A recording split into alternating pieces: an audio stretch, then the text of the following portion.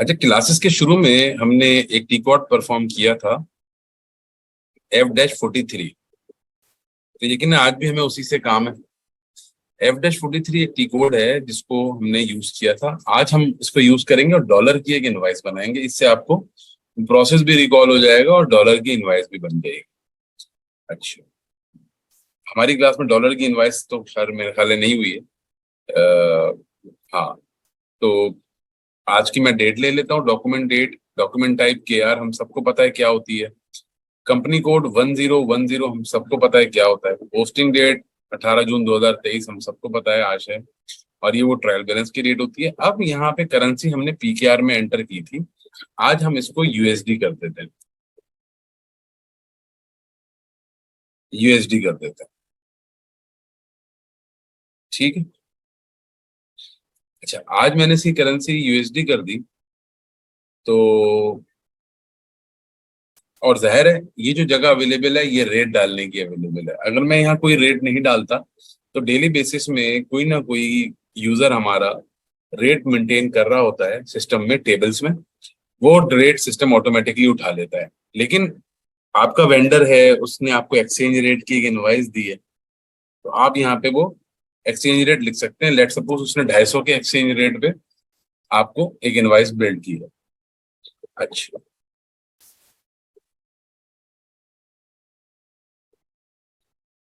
Foreign invoice, ठीक हो गया। अच्छा, अब मैंने यहाँ पोस्टिंग की लिख ली है। पोस्टिंग की क्या? पोस्टिंग की क्या? हमें याद है कि हमें जब वेंडर क्रेडिट करना होता है तो 31 की पोस्टिंग की यूज होती है, याद है। अच्छा, अब मैं यहाँ वेंडर सिलेक्ट कर लेता हूँ।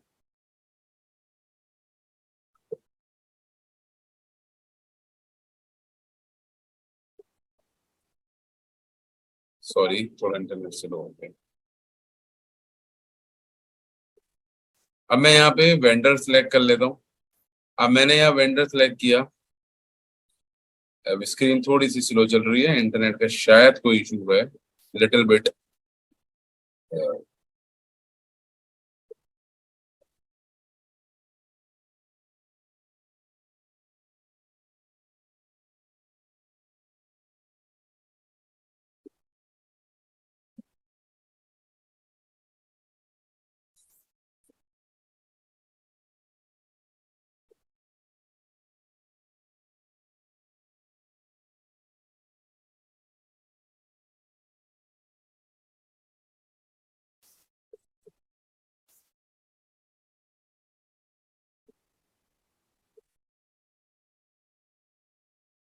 अच्छा, अब मैं यहाँ से कोई वेंडर ले लेता हूँ, लेट सपोज बारलेक्स लेबोरेटरीज ले लेता हूँ, ठीक है। बारलेक्स लेबोरेटरीज मैंने ले ली। मैंने एंटर प्रेस किया।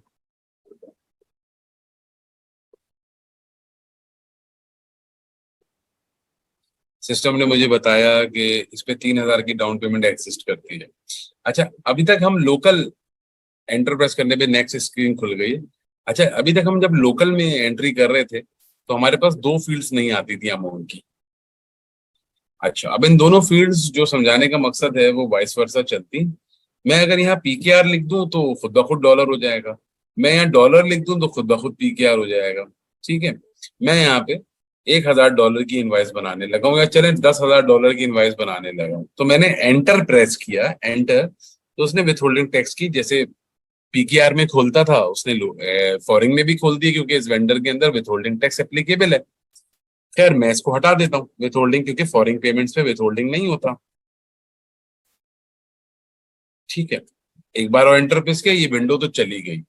अच्छा, ₹250 का मैंने एक्सचेंज रेट डाला था आपके सामने पीछे, तो उसने 10,000 को मल्टीप्लाई किया 250 से, तो 25 लाख रुपए पीकेआर बना दिया। अच्छा,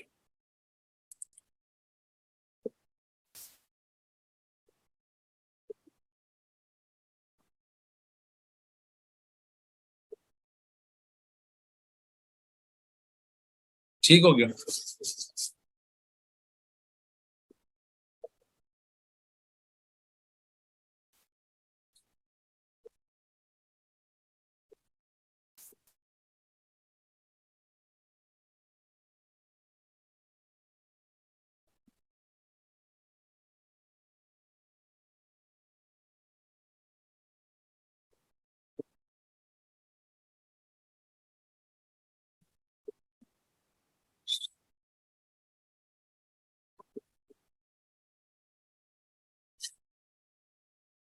अच्छा,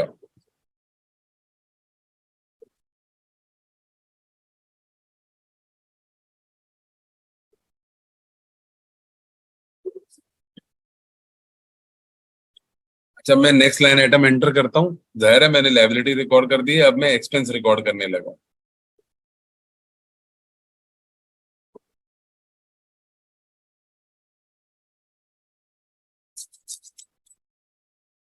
40 की पोस्टिंग की ले ली है, अब मैं यहाँ एक्सपेंस का जीएल भी ले लेता हूँ।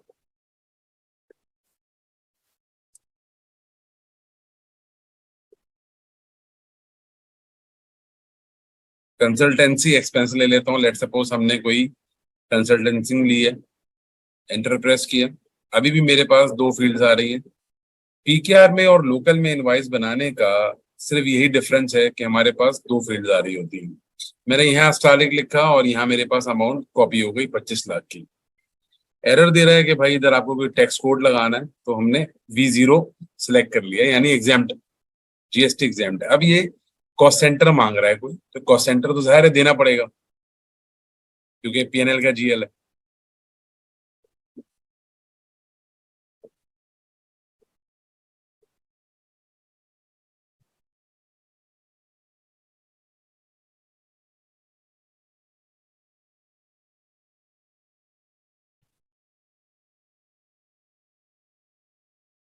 ठीक है, अब मैं इसका जरा सिमुलेट करके व्यू देखता हूँ।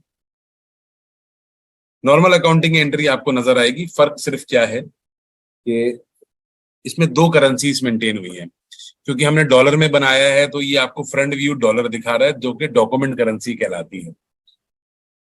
$10,000 की हमने इनवाइस बनाई थी। अब आपका सवाल होगा पीकेआर क्यों नहीं दिख रहा, तो मैं यहाँ डिस्प्ले करेंसी पे क्लिक करता हूँ तो मुझे ये पीकेआर दिखाता है 25 लाख रुपए। ठीक है, अब मेरी ये इनवाइस बन गई तो मैंने इसको पोस्ट कर दिया।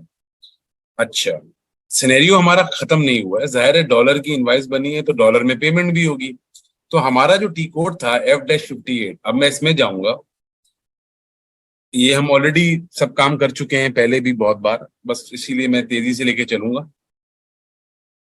ताकि आगे की चीजें भी कवर हो सके जो छोटी छोटी रह गई। जी, एंटर पेमेंट में गए, 1 रुपये अमाउंट डाली। वेंडर नंबर, आपने क्या लाइबिलिटी बनाई थी, बारलेक्स की लाइबिलिटी बनाई थी। एंटर प्रेस किया, बारलेक्स लेबोरेटरीज ले लिया आप। ठीक है, प्रोसेस ओपन आइटम का बटन दबाया। अच्छा, मैंने वैल्यू डेट डाल देनी है क्योंकि बैंक का जीएल है तो जाहिर है वैल्यू डेट तो मांगेगा ही। प्रोसेस ओपन आइटम किया तो याद दिलाता चलूं कि हमें सारों की पेमेंट नहीं करनी होती, हमें तो सिर्फ और सिर्फ। अच्छा, एक और थोड़ा सा मसला हुआ है, एक और थोड़ा सा मसला हुआ है कि हमने बाहर डॉलर की करेंसी सिलेक्ट ही नहीं करी, इसीलिए सब पीकेआर में दिखा रहा है। देख रहे हैं, पीकेआर पीकेआर, हमें बाहर डॉलर सिलेक्ट करना चाहिए था।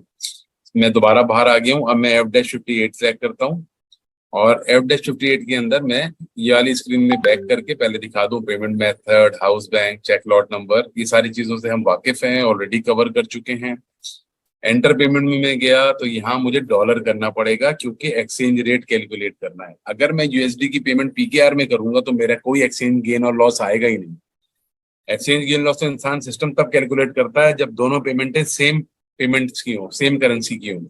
यहाँ मैंने एक्सचेंज रेट डाल दिया 200, समझे 290 डाल दिया, यानी 250 में लाइबिलिटी बुक की हुई, 290 में मैंने एक्सचेंज रेट डाल दिया। मैंने यहाँ अमाउंट डाली 1 रुपए। वेंडर का नंबर लास्ट जो मैंने लिया वो ऑलरेडी आ रहा है 421। वैल्यू डेट में डाल देता हूँ 11 जून। अब प्रोसेस ओपन आइटम का बटन दबाता हूँ तो सिस्टम मुझे एक मैसेज दे रहा है, ये मैसेज पढ़िए, exchange rate 290 deviate from table rate, यानी कि एक टेबल है जो रोज मेंटेन हो रहा है, कोई ना कोई इसको कर रहा है आपकी ही कंपनी में से। तो उसमें तो रेट आज का 230 डला हुआ है, लेकिन 18 तारीख का रेट, मतलब इस डेट से उठा रहा है सिस्टम, यानी इस तारीख का रेट तो सिस्टम में 230 डला हुआ है। आप 290 डाल लें तो कह रहा है डिविएट हो रहा है 26%, मतलब 26% से ज्यादा पे जा रहा है, लॉस है आपको ये। आप कहते हैं जाने तो कोई मसला नहीं है, एंटर दबा दिया। एंटर दबा दिया तो नई स्क्रीन आपके सामने खुल गई। जब नई स्क्रीन आपके सामने खुली तो देखें आपको $10,000 दिखा रहा है वो टेबल। पहले पीकेआर आ रहे थे सारे, अब सब कुछ 10 आपको डॉलर डॉलर में दिख रहा है।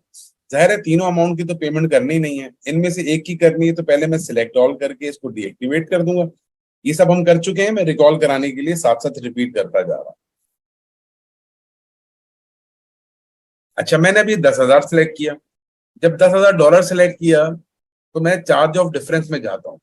चार्ज ऑफ डिफरेंस में जाता हूँ तो मेरे सामने वही $1 आ रहा है, $1 आ रहा है। मैंने $1 को मिटाया और 290 को भी मिटाया और $1 को भी मिटाया, स्टेरिक लगाया, एंटर प्रेस किया। अच्छा, अब आप देखेंगे पहले फेज में $10,000 के उसको 25 लाख रुपए लेके आया।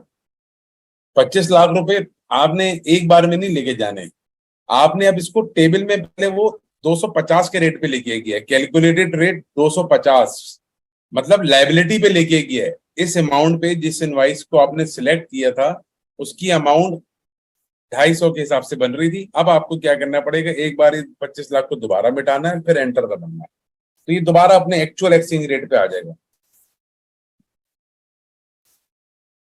ठीक है जी। अब मैं इसको सेमुलेट करता हूँ। सेमुलेट किया तो देखिए डॉलर में है तो कोई एक्सचेंज गेन लॉस नहीं है, क्योंकि डॉलर की अमाउंट है। लेकिन जैसे ही मैं इसको दूसरी करेंसी में देखूंगा, डिस्प्ले करेंसी में देखूंगा, तो मुझे ये 4 लाख रुपए का लॉस दिखा रहा है। जी समझ में आया? इसका कोई सवाल?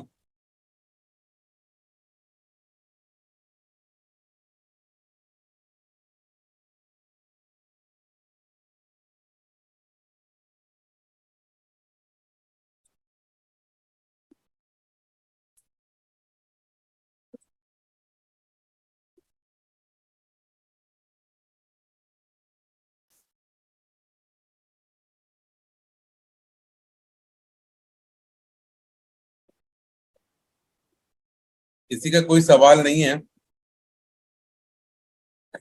तो पोस्ट कर देते हैं।